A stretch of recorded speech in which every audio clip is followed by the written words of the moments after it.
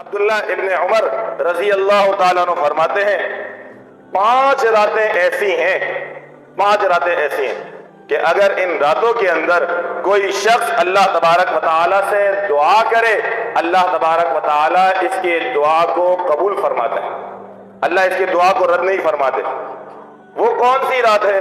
ایک ارشاد فرمایا شب قدر کی رات، نمبر 2 شب جمعہ کی رات، نمبر 3 نصف شعبان کی رات، نمبر 4 عید الفطر کی رات، اور نمبر 5 عید الاضحیٰ کی رات، یعنی عیدین کی رات۔ یہ 5 راتیں ایسی ہیں جس میں انسان کی دعائیں رد نہیں جاتی، اللہ تبارک و تعالیٰ اس کی دعاؤں کو قبول فرماتے ہیں۔ حضرت امام شافعی رحمۃ اللہ علیہ بھی فرماتے ہیں کہ 5 راتیں ایسی ہیں جس میں اللہ تبارک و تعالیٰ اپنی بندوں کی دعاؤں کو رد نہیں فرماتے، اللہ ان کی دعاؤں کو قبول فرماتے ہیں۔ ارشاد فرمایا ایک پہلی رجب